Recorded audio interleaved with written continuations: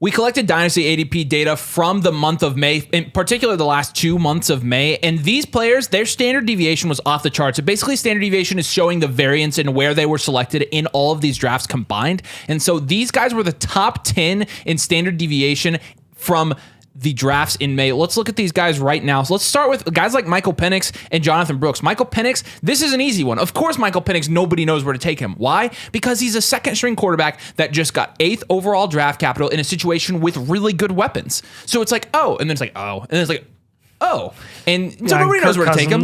You're talking about him having an ADP of 94.75, so it's putting him firmly in like the 8th, 9th round area. That's where we've seen him go, and his standard deviation of 14.5. So like he's going. I mean, I think in the actual database he was going as high. I mean, there were the min and max were like 30 or 40 spots apart. It's a full round variance. Yeah. No, I mean we saw it in our Platinum League. Nobody knows where to take Michael Penix because he. The guy that took Michael Penix took Kirk and Penix at the turn, right? So people are taking him as a handcuff now, even. Yeah. So in terms of like what you should do with these guys, let's get into that now. Michael Penix, if you're a rebuild, is a great buy.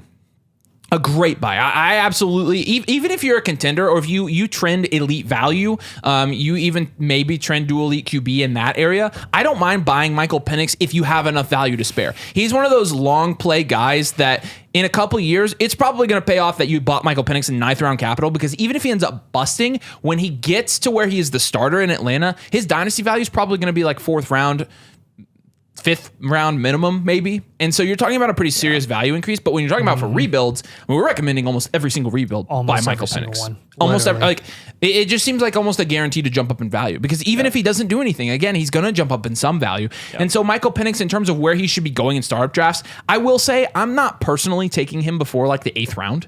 So I just it doesn't fit most of the team builds. I feel like the 8th round is the sweet spot, like 8th, 9th rounds, and that's generally where he's going. So I'm totally cool with his price right now. But if he gets to the 10th round, I think he's a smash. So with that being said, like be on the lookout for how far Michael Penix falls in your draft. But another guy here, Jonathan Brooks, a guy that we're super high on, a guy that we put if you can find these comments from the Platinum League draft, Luke, put them up, because we get some people were trashing us for taking Brooks where we did. Well, of course they were, but you know, Jonathan Brooks is a guy that his standard deviation was almost 20 and his ADP was 71. So interestingly enough, that's into the 7th, right? I mean, so what do you think about Jonathan Brooks' price?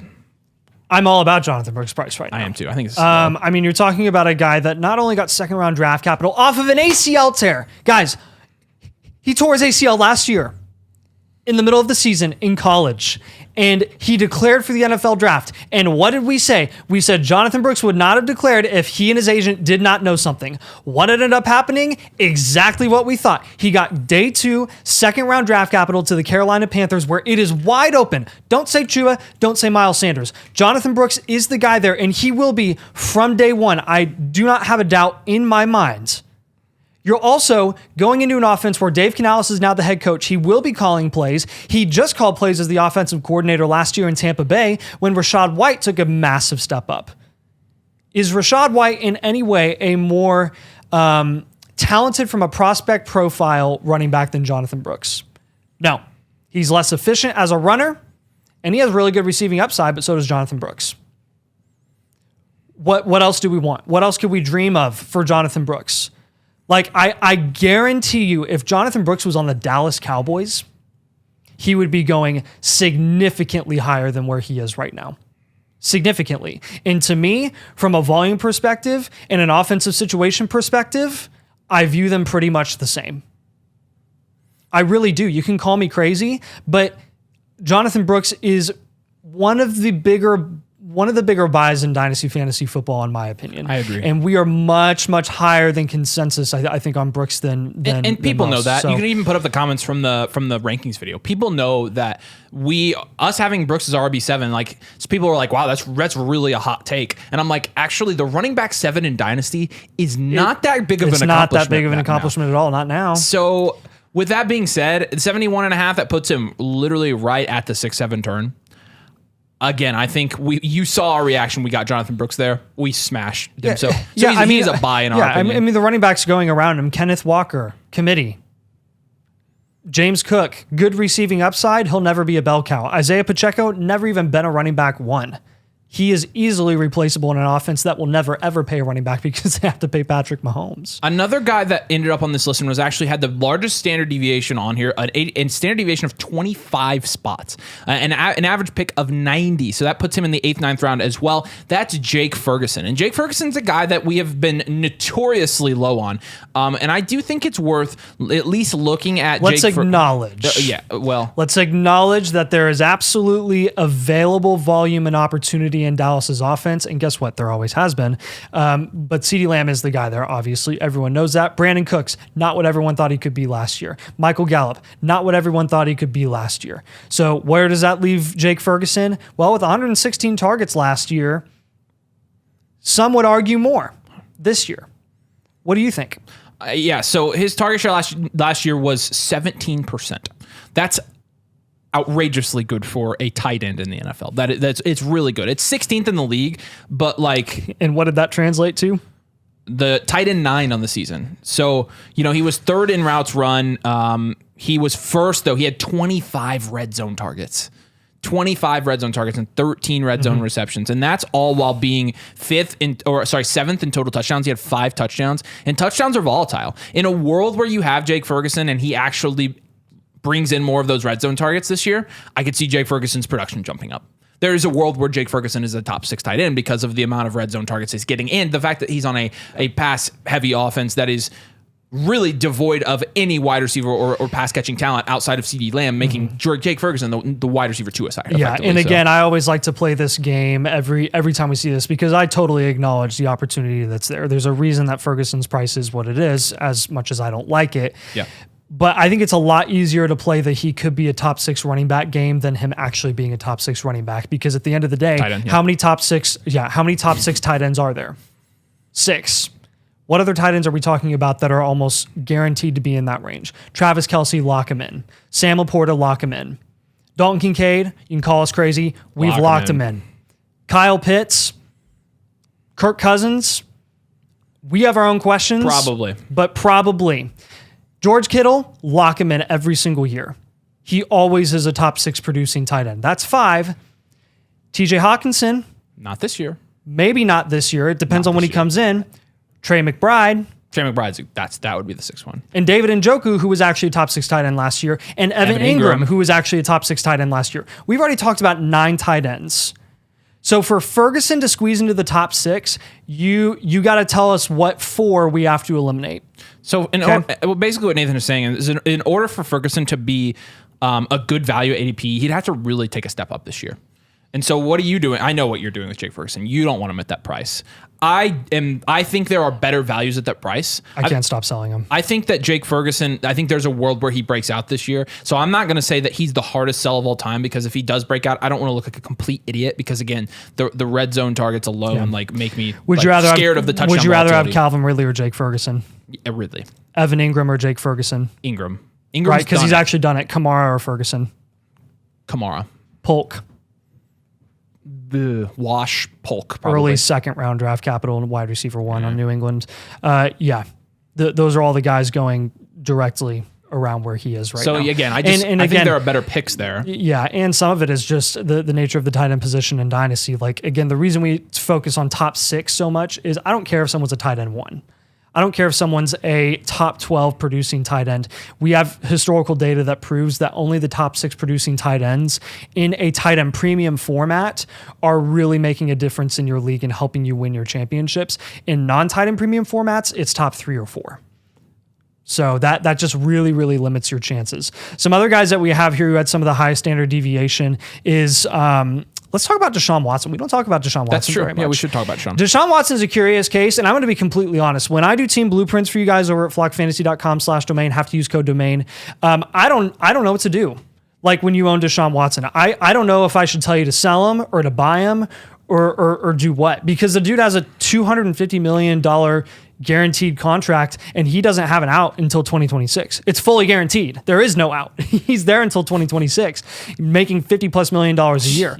And by the way, if you want one of those team blueprints that I talked about, you can go over to flockfantasy.com/domain, have to use code domain, sign up for the Mother Flocker tier, and you will get one of these awesome customizable things that breaks down your entire team. It can be whatever roster of your choice, and we will assign to it a team archetype. We will give you feedback on all things related to your team, what moves you should make, who you should be buying, who you should be selling, some additional suggestions and comments, all that jazz, positional grades, depth scores, your 3-year outlook, literally you name it, we got it. We even answer all of your follow-up questions. You can just slide into our DMs, and we do that all over at flockfantasy.com/domain. Have to use code domain, Mother Flocker tier, team blueprint. It's awesome. You also get access to this ADP database, which you can make all the assumptions for yourself. So true. I posted that on the site this week. Throw that screenshot in, Luke. But talking about Deshaun, it's just. Do you know what to do? I don't know what to do. So they literally have 4 quarterbacks under contract on their roster right now. Like where they paid them significant money. None of them are particularly enticing to me. No. Including Deshaun. Deshaun's a guy that I get to, and when he's there and he's like the top of the ADP, I'm like, I'm not gonna lie to you. When I look at Deshaun's price, which is currently 7th-ish round, I look at his price and I ask myself, would I rather take Jameis Winston in the 20th? And sometimes it's like, I mean, yeah, because there's honestly a pretty decent chance that Jameis Winston ends up on the field next year. Yeah, I mean, and Jameis Winston isn't a sex predator. Like that's a big part of it, in my opinion. As well. He just is a shoplifter instead. I was gonna say just steals crab legs or whatever, but either way, at least he eats crab. Like it's good for him. Protein. That's probably good for you. All that crab probably went to his right arm. Look, Deshaun Watson, these guys think they know everything. They think they're experts. We actually don't know. We have no clue. I have no clue what to do with Deshaun. So tell us what to do. Tell us, seriously. Yeah. Because we preach contract all the time, and that's great for him. So I guess... But we're like, contract? Suck. I don't know. I don't know what to do. Let's talk about and the shoulder's a big deal, too. I know it is. And they've been hush since he's been back, that. He sucked. Yes. Let's talk about somebody we do know what to do with, and that's Jayden Reed. Oh, my Jayden Reed, nobody knows what to do with him. In fact, in our ADP, you saw like 12 spot or higher jumps, or really actually not jumps, 12 spot decreases or higher for all of Jayden Reed, Christian Watson, Romeo Doubs, and Dontavian Wicks. That tells me that nobody knows what the frick's going on in that receiver room. I'll tell you what's going on in that receiver room. I'll tell you right now what's going on in that receiver room. Everybody is stepping aside for Jayden Reed as he walks down the middle and says, I am the wide receiver 1. Why? Because Jayden Reed over the past I am Queen Amidala. Yeah. Lisa Al-Gaib. Jayden Reed over the last 10 weeks of the season scored as many points in PPR leagues as Puka Nacua. Shout out to one of our Discord domain supporters, Flock Fantasy supporters. He told us that. Let that sink in. And no, it was not a difference in touchdowns. A big thing that we've even acknowledged with Jayden Reed is that he was, touchdown dependent. He had the same amount of touchdowns in that final stretch as Puka Nacua did, or not the same amount. He had one more touchdown than Puka Nacua did. Keep talking while I do quick maths. One more. That's crazy. I mean, do that maths. I want to hear that maths. I want to hear those points per game in that range. Look, Puka Nacua is the wide receiver. He's a top 6 dynasty wide receiver right now for good reason. We are not saying anything against Puka Nacua at all. We're not saying pivot off of him down to or anything like that. This, in our opinion, because you know our take on Puka Nacua, we're super high on him. This, in our opinion, speaks volumes to what we think of Jayden Reed and his price right now. And this is proof that we didn't even account for in our case for Jayden Reed up to this point. And he's been one of our biggest buys. Jayden Reed in the last 10 weeks of the season, 15.83 points per game. Guys. What else do we need to see here? And Nathan, his first reaction to that was it's because Christian Watson is going up. And actually, Christian Watson has gone down. And yes, Christian Watson didn't play weeks 14 through 18, but he did play weeks 7 through 13. And let's look at what Jayden Reed was able to do weeks 7 through 13. 11, 12, 7, 19, 19, 15, and 5 points there. So it's not like he wasn't scoring when Christian Watson was in the game. It's not like that at all. There also is, interestingly enough, a pretty direct correlation between the success and rise of Jayden Reed towards the end of the season and Jordan Love. Love to see it. I mean, if y'all remember, at the midpoint of the season, there was a lot of talk around the Packers basically saying this is Jordan Love's time to shine or he's out. The structure of his contract allowed the Packers to be out on him if he did not play well. He was not playing well the first half of the season, which, go figure, he was a rookie quarterback, which everyone refused to admit going into the start of the season. Yeah.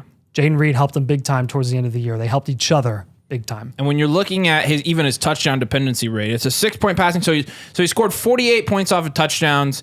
He had 217 total points. And so you're looking at a touchdown dependency rate of 22%. Like, that's not low, but it's also not high. So, for example, like a good example to put him up against is Puka Nacua. Puka Nacua had 6 touchdowns of his 298. So obviously that's going to be more in the 10 to 13%, I think, right? Right, which is more 36 divided by 298. 12%. Yeah. So that's a lot more standard for your like elite producing wide and nobody's receivers. saying that Jaden Reed is an elite wide receiver. Nobody is saying that, but we are saying that in terms of like we're playing this guessing game now. His price. DK is the exact guy that I was thinking of. So DK, the exact guy. Same amount of touchdowns, divided by 225. A touchdown dependency rate of 21.3%. It's literally, they have the exact same touchdown dependency rate. And DK scores the same amount of fantasy points almost every single year and has the same amount of touchdowns almost every single year. And you've seen DK Metcalf go as high as like the 3rd, 4th round in dynasty leagues and then settle like in the 4th, 5th. And Jaden Reed, you're getting him in the 7th a lot of times. What you're basically doing with Reed right now is you're drafting him or you're investing in him for the value upside. We can reevaluate his price later. I don't care about what you think his ceiling is. He may never ever be a wide receiver 1, and I would never be surprised if that were the case. I would not be surprised. But it does not require a high-end wide receiver 1 season for him to skyrocket up dynasty boards in value in 2025. Yeah, I totally agree with that. And one more example, just because I know we're going to get pushed back on that because of the type of receiver DK Metcalf is naturally. So Tyler Lockett, in his last good year, 22.7%. More similar to Jaden Reed, and actually a lot of... Very similar. 5'10", 182 versus 5'11", 187. So the build, the type of receiver, Tyler Lockett and Jaden Reed actually comp really well. Like, and Tyler Lockett's a guy that has been a top 24. He was top 24 5 years in a row. Like later in his career. And Jaden Reed started better than Tyler Lockett did. So we know what to do with Jaden Reed, and we like buying Jaden Reed. Let's go to somebody here. Let's go on the negative side. All right, let's get negative. Let's be negative. Let's talk about Joshua Jacobs. Let's stay on the Packers team. Okay. This is a team that is moving on from Aaron Jones, which is inevitably going to happen. That's what happens with veteran running backs. No one wants to pay them because they're going to fall off. They're going to die. They're going to get injured. Aaron Jones has struggled with injury the last couple of years. I understand it. They go and they sign Josh Jacobs to a 4-year, $48 million contract, which is a multi-year, one-year deal, which we will say all off season, and it's going to drive you up the wall if you are a pro Josh Jacobs guy. But again, we're not trying to say this to personally insult you or your team or your investment in Josh Jacobs. We are trying to help you win your league and not lose out on potential opportunity elsewhere. And right now, we are not sold on Josh Jacobs. There are good reasons to like Josh Jacobs in his situation, given what Aaron Jones has done with a limited workload, given what A.J. Dillon has done like once, which wasn't even that good, and he's one of the worst active running backs in the NFL right now. Like, who actually gets significant volume. He's literally awful.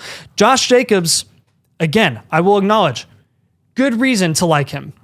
Not enough for us, and honestly, we think that he's one of the bigger sells in Dynasty Fantasy Football right now. Contract being the big reason, but also his lack of efficiency last year in an offense that gave him plenty of opportunity.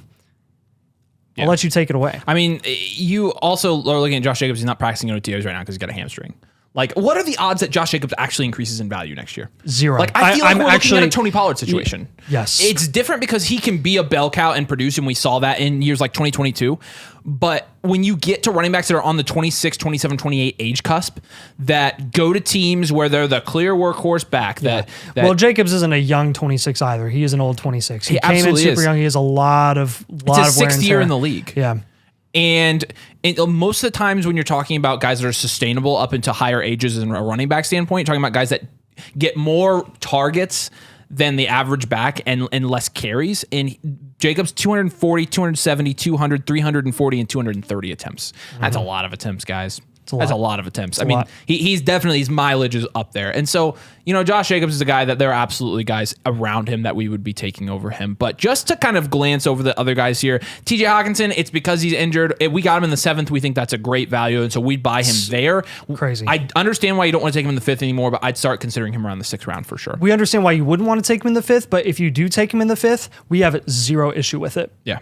Actually, seriously. We have Njoku is going like 8th, 9th, 10th round. I think Njoku is actually a good pick there. He was going in the 6th round in the early offseason this year, and I was like warming up to that idea. Now he's going at dang near half that price. Yeah. Like, sign me up.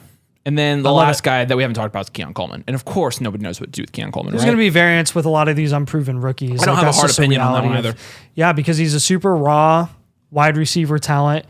With a lot that's of being thrown upside. with a lot of upside that's being thrown in one of the best situations from a like volume or opportunity perspective, and Josh Allen is throwing him the ball. So, do we have a hard answer for you on that one? Not necessarily. Not really. But again, that's not a bad thing, because I think if you take him at that price, despite the high variance, wherever you take him, I don't think you're necessarily wrong. I don't think so either. And I will say, like, if he ends up on the lower side of this and he ends up falling to you, I'm good. I think I'm taking him there, because I think I took 4 or 5 Keon Colemans actually, because he got to the 2-2. I ended up with quite a few Keon Colemans. And I'm like, at the 2-2, like, I'll take my shot here. I ended up with more Brian Thomas than I liked too, because I'm not a super huge fan. I know. I wish it would have been. I freaking wished I would end up with more Jonathan Brooks than I would have liked. But those are the top 10 guys that have the highest standard deviation in our ADP database, which, like I said, is available on flockfantasy.com/domain. Use code domain. And again, they're obviously the most volatile guys in terms of value right now in fantasy football. We're going to do more videos out of this ADP data. So do us a huge favor. Like and subscribe. If you play Dynasty Fantasy Football, we're trying now. What's our new goal? 15,000, I guess? Yeah. We're 3,000 away, right? We can get there. All right, so subscribe if you play Dynasty. We're trying to build the best Dynasty community out there. That's our goal. And we play Dynasty. We really do. Like, we make trades and stuff. Like, it's like, people don't understand we're Dynasty like fanatics. So, all right. Yeah. I'm calling it Dynasty Boy Summer. You like that? It's a nice shirt too. It's Dynasty Boy Summer. It says Domain Fantasy Football on it, by the way. It's so cool. Shout out, Becca. All right. Appreciate you guys. We'll see you later.